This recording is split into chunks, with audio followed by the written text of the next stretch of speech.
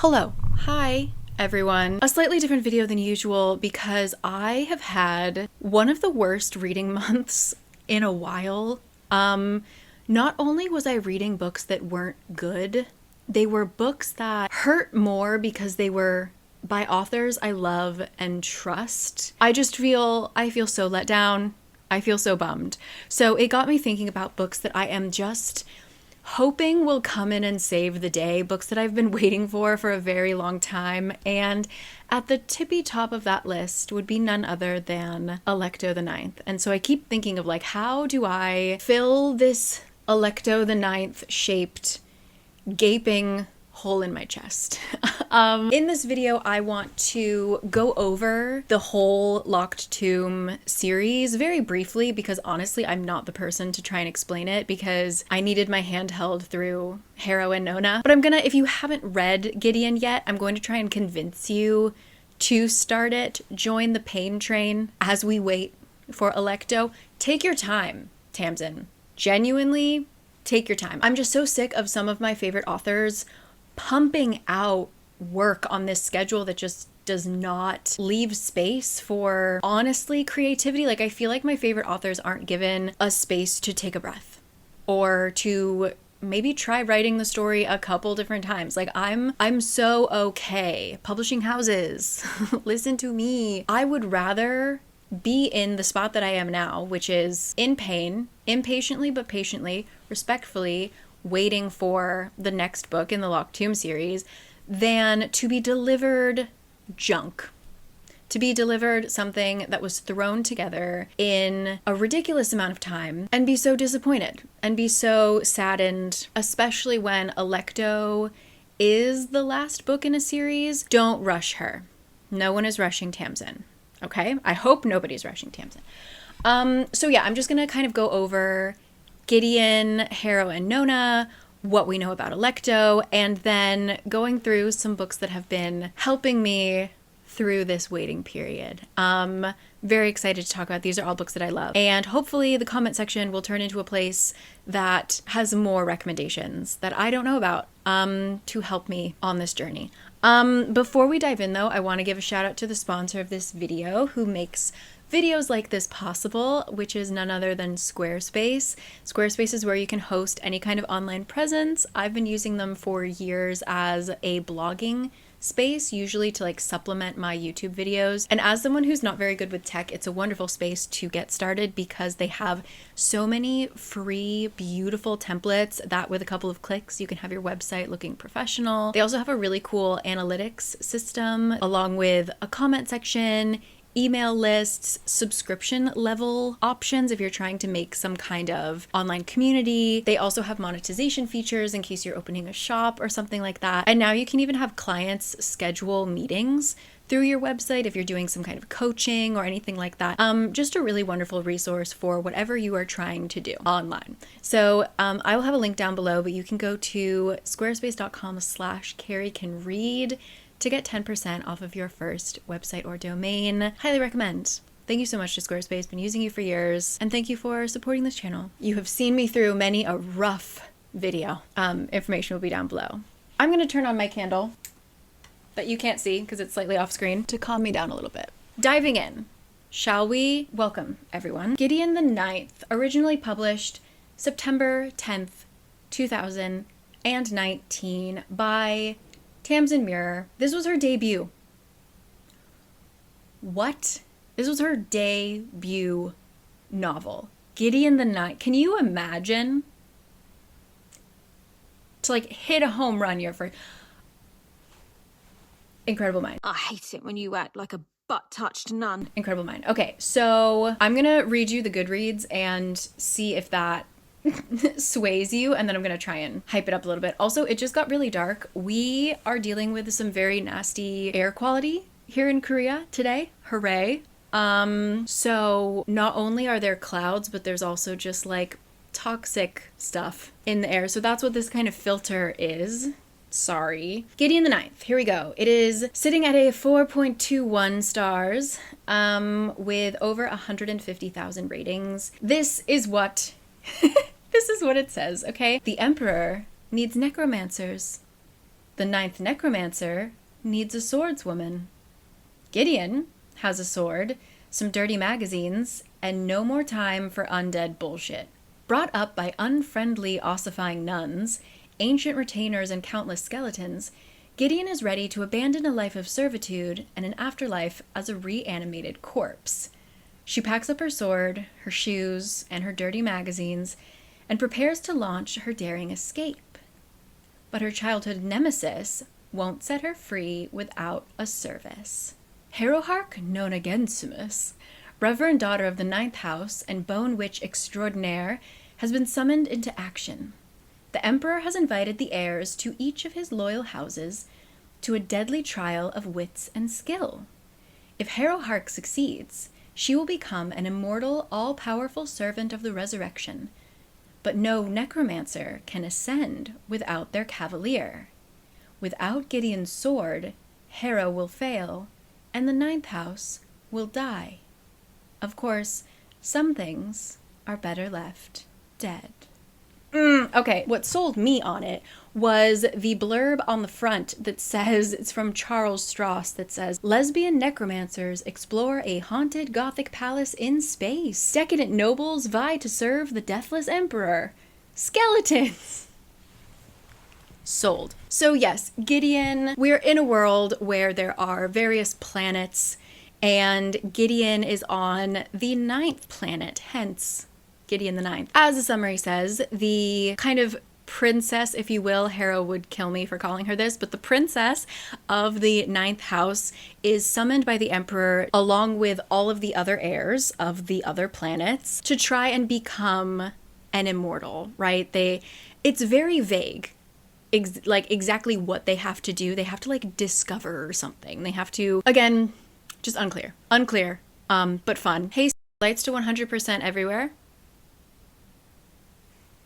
The hue color lamp 7 is not responding. Yeah, I can see that. Okay.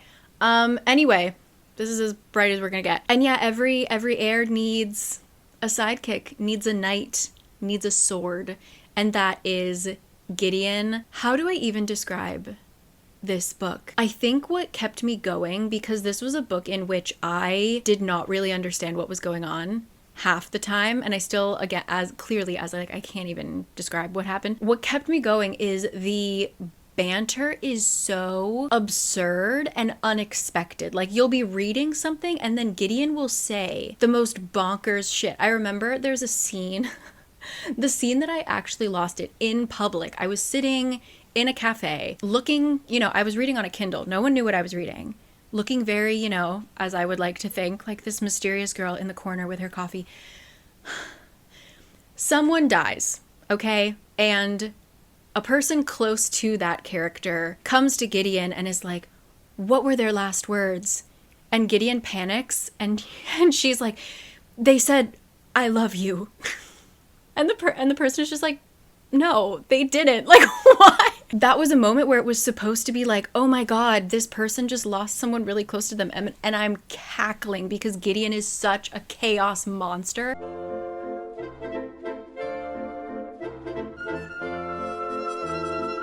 It is just so stupid funny. And I loved it so much. Again, even though I didn't know what was going on. But at the same time, my brain was telling me that it's okay. I was like, you'll figure it out someday.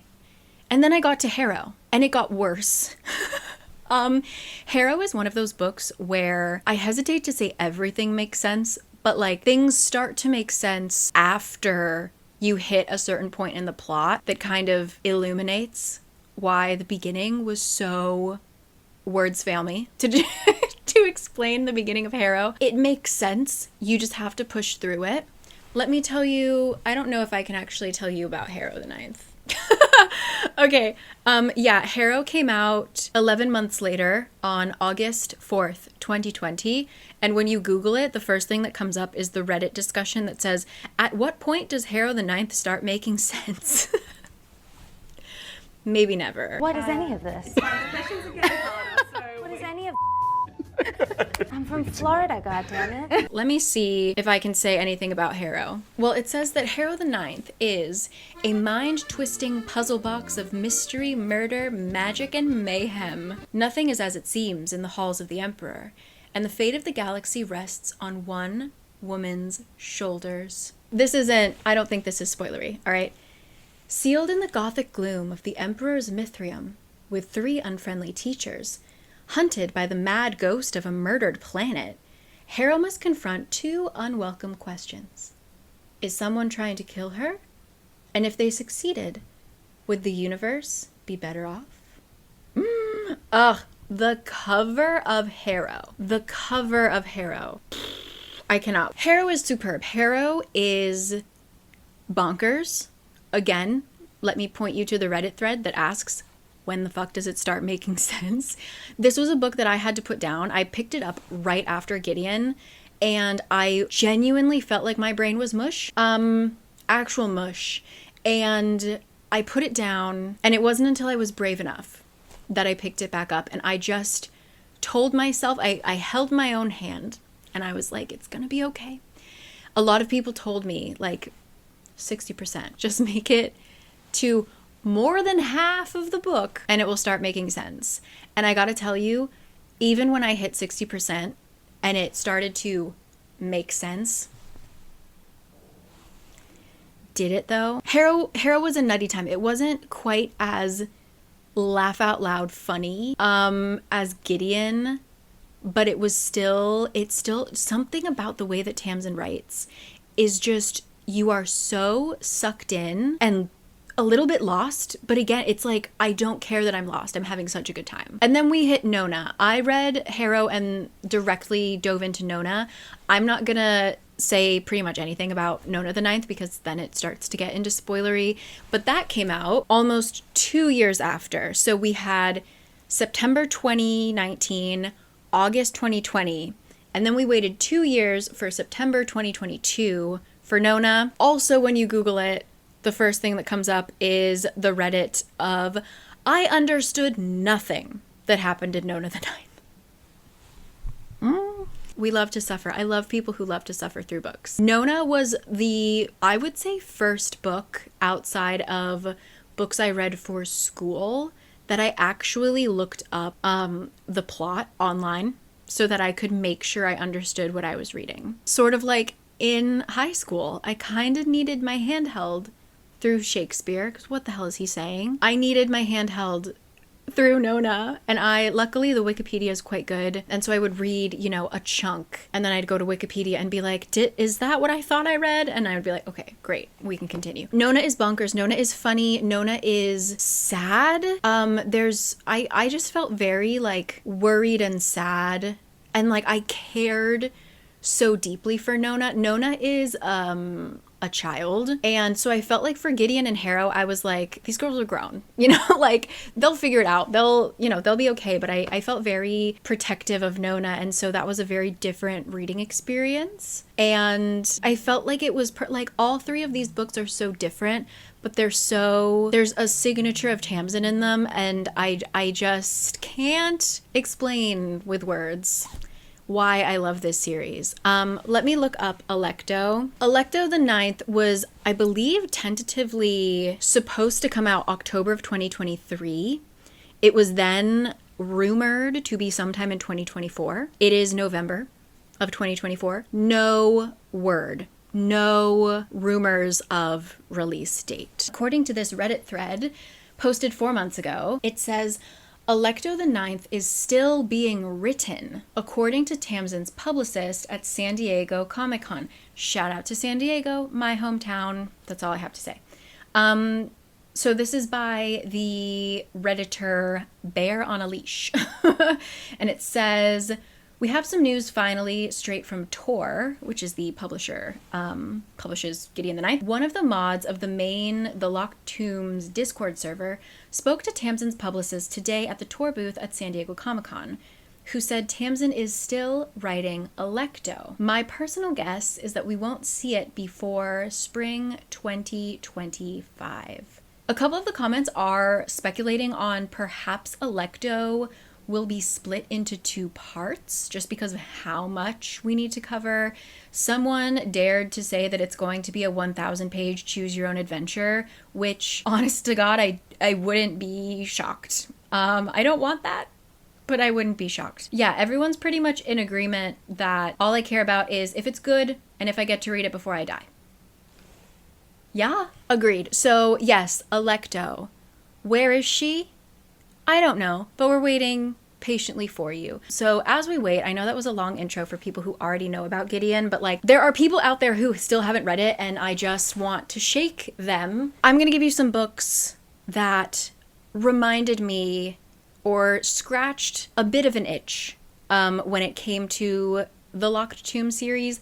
I don't want to do a reread until I'm closer to Alecto, because when I tell you that the plot leaks out of my ears, specifically for Harrow and Nona, I just don't think my brain can handle reading those too many times. So I'm gonna wait until we maybe have a publication date to do my reread. So, like I said, these are books that didn't hit as hard as Gideon, but still were such a good time and had similarities. And on the flip side, if you like some of these books and you haven't read Gideon yet, do so. So I'm actually going to start with the least similar, heading to the most similar, okay? And I feel like this one is just because I want to talk about it. And nobody can stop me. And I like to put this book in all my videos, so leave me alone.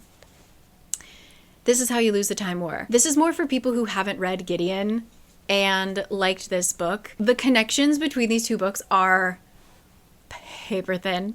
But just let me talk about This Is How You Lose the Time War, okay? This is a book that is written in the form of letters, back and forth, between 2 spies, 2 agents working for opposing agencies that can travel through time and manipulate certain events in order to have the timeline go in the direction that they want, right? Like they will go back in time and kill a poet who would have written poetry that inspired a revolutionary that took down this dictator who right?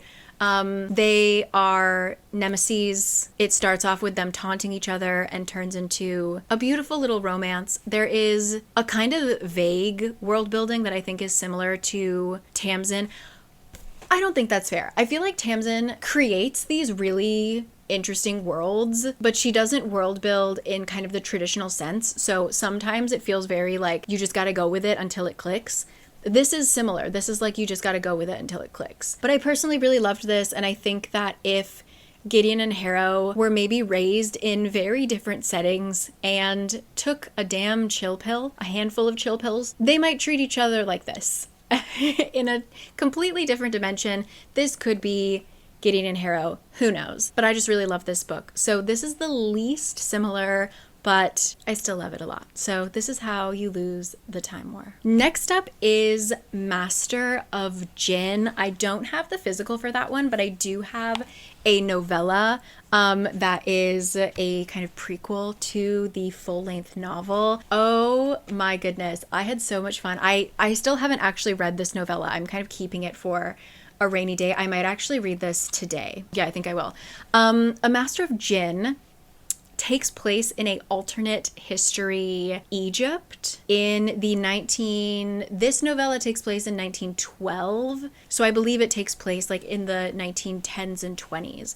And so it is Egypt. We're based in Cairo, but there is magic about. It is a fantasy sci-fi. And we are following this detective as she investigates a string of murders that she doesn't really care about, because the people that are being killed are like the dumbass white British men who came to Egypt to like, let's dig up this tomb and sell the goodies inside, you know, like obsessed with ancient Egypt. Like they start their own weird little cults because they like playing dress up, you know, like she's very much like, do I care that they are being killed? Do I care? She's a great detective, so she does her job. She's very much one of those like lone wolf kind of characters, but she can't escape her new partner. She has finally been changed to a partner who is a new recruit, loves to follow the rules, secretly one of the funniest characters. Like, I adore this character. Our detective also has a hot girlfriend who is she like a burlesque dancer? I forget what exactly she does, but she's also just a spy. She's a great source of information that she pulls from kind of the nightlife of Cairo. And yeah, it involves alchemy and gods and magic. And as you can see, like flying, is that gonna focus? Focus! And like flying cars and stuff like that. It was just such a good time. It had a very similar like quippy humor to it. Everyone is just very funny, very dry, I would say very harrow-esque. And I loved it. I had such a good time. This novella, let me just read you the back of this one. This takes place before A Master of Djinn, so there's no spoilers. The back of this says, Cairo, 1912. The case started simply enough for the Ministry of Alchemy, Enchantments, and Supernatural Entities. Handle a possessed tram car. Soon, however, Agent Hamed Nasser and his new partner, Agent Onsi Youssef, who are side characters in Masters of Djinn, they are exposed to another side of Cairo, stirring with suffragettes, secret societies, and sentient automatons.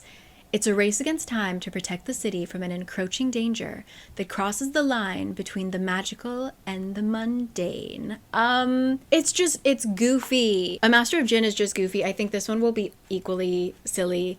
But it was really just a very fun time. So A Master of Djinn, and then I believe there's 3 novellas. So get on it. Thank you. After that is one that I have also talked about multiple times in regards to feeling very The Locked Tomb-esque, and that is The Library at Mount Char. I picked this up because people were telling me that it was the weirdest book they've ever read, and I point them to Harrow the Ninth. The Library at Mount Char follows a group of people who, since childhood, were raised together in this home by Father, capital F, Father, who we quickly realized it's not their dad. It's nobody's dad, okay? And he teaches them each a specialty. So I think there's maybe 6 of them. For example, one of the boys, his specialty is the animal kingdom. So he can speak every language of the animals. He feels more comfortable living out in the woods. We have one boy who is everything he knows is about war and violence and death. And so he's insane. And we're getting all this information from this vast library that Father has. And there's just a ton of crazy rules, like they can never teach each other what they have learned. Like Animal Boy can never learn about war, and War Boy can never learn about animals. It's kind of like a Tower of Babel situation where no one can possibly have all of the knowledge, right? Because we soon learn that Father is God. And that's how I think it kind of ties into Harrow and especially Nona. It feels very like Father and the Emperor, I think, have a lot of similarities, or at least the way that the authors explore the concept of God or, you know, an all-powerful being. They explore it in a similar way. But what happens when one day Father goes missing? What would you do if one day God was gone, you know? And we kind of embark on this journey, and it is really gruesome. One of the main characters is the war guy, so there's a lot of gore, violence of all kinds. Like, I need you to be aware that there is every form of violence that could be inflicted upon another living thing, animals included, is there. Truly every form. So go into it like knowing that, but I thought it was brilliant, and this honestly should be higher up on the list. What am I talking about? This one really felt very locked to me, and so if you're gonna walk away, I think, with anything, this is the one that you would draw the most obvious parallels. You would see the most similarities, I think, especially Nona, and I loved it. I'm so glad that I read it. The main character has my full name, which I never see in a book. So that was quite jarring. I'm pretty sure like the first line of the book is something along the lines of like, Carolyn stood on a mountain of dead bodies or something. And I'm just like, I what? What am I doing? So that was a trip. But Library at Mount Char, chef's kiss. After that, I have a little novella for you, just because this is sci-fi with an excellent sense of humor. All Systems Red by Martha Wells. Little guy. I have only read this one. The fact that I went and purchased a physical copy, I really wanted Kurt to read it, my husband. So that's why we have a physical, but also I'm definitely this is one that I can reread and have such a good time with. This is part of the Murderbot Diaries. We are following a murderbot who was created to be either like a murdering machine, or now they are being used as like hired security, basically. So our murderbot is just guarding a bunch of scientists as they do their business on an alien planet. But our murderbot's a little strange because they overrode their programming. So they have a personality. They have thoughts. They have feelings. They like to binge reality TV. Actually, that's all they want to do. If they could, they would truly only be watching reality TV. It is just dark, hilarious, a great time, and short. So if you just, what is it, 100 something? 160 something pages. So if you have like a long car ride, if you can read in the car, love. I really should read more of these. The Murderbot Diaries. 2 more for ya. One that I just read, so it's a little fresh. I feel like it's a little higher. I feel like this should be a little lower on the list. Honestly, it's not quite locked to me. I would say it comes a little bit, it should have come before Library at Mount Char.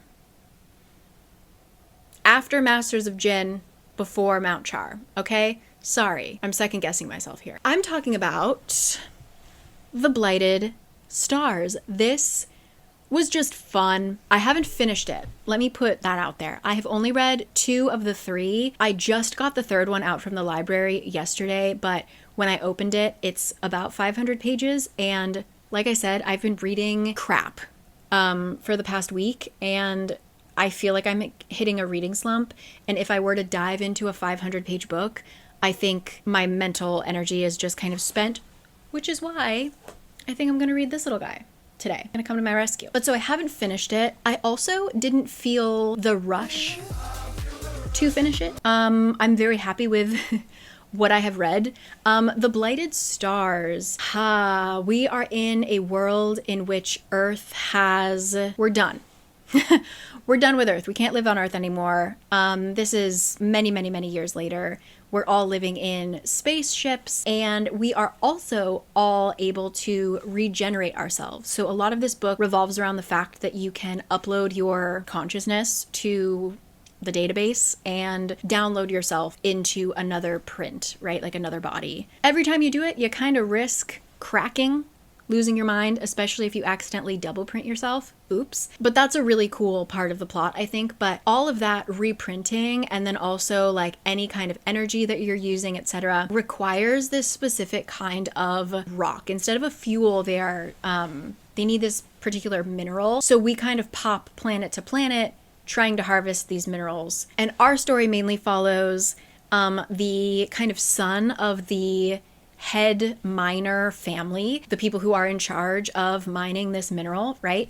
And he's much more of like the scholar. He's a behind the scenes kind of guy, but he is traveling with dear old dad on this next mission because he wants to prove that his family and their mining practices are not killing the worlds. It's just a weird ass coincidence that every time they mine a planet, it gets taken over by this weird fungus and everything there dies. So a world that could be a place where they could live is killed, basically. That is one of our main characters. Our other main character is the former bodyguard of this guy's father who she got iced, all right? Her punishment for her betrayal, which I'll go into in a second, was she got uploaded to the database and she's just gonna sit there for as long as they want. She's just chilling. How did she get printed? We don't know. How did she get into a body? Unclear. But she's back, baby, because she is hellbent on proving that they're killing the worlds. And she's hellbent on stopping this family, whatever it takes. All right, we gotta kill them all, we gotta kill them all. Whatever, you know? Everything is not what it seems. It is such a good time. It is funny. I thought that the crisis, where the story ends up going, is really cool. I think that the second one became very confusing, a la Harrow, maybe a little bit less, but the amount of like body switching that goes on, I kind of like forgot what the actual aim of the plot was. Like there's so many little mini fires that we have to put out that I kind of forgot what are we aiming for. But if you are just looking for a solid sci-fi, if you've kind of read all the hits and you want something new, I personally really liked the first 2 books. I can't speak for the third one. I can't spoil anything, but it definitely gets a little...